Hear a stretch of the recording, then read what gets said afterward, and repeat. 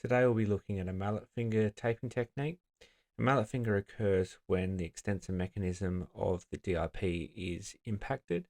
Basically, this occurs through an avulsion fracture or a tendon rupture. The first stage of this taping technique is to actually lift the DIP into a more neutral position. The reason why we want to hold this DIP joint into a more neutral position is that we're reducing our risk of further injury from a ball hitting us on the end of the finger. When talking about a DIP joint, we're actually talking about the last joint on the finger.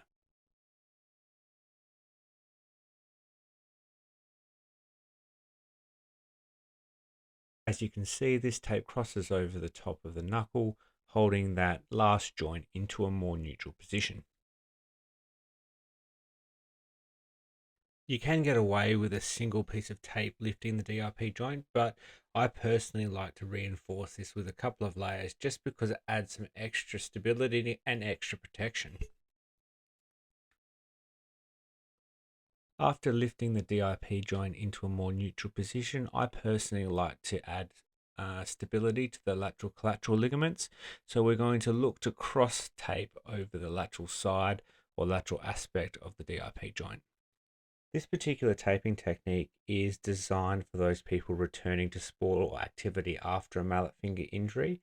Basically, the taping technique is designed to reduce your risk of further injury into the future. It's not actually designed for the treatment of a mallet finger.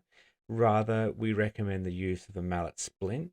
And realistically, you can get these from the chemist, but personally, we find that a custom made splint will hold that finger in a better position for you, and it increases the chances of that healing process taking place.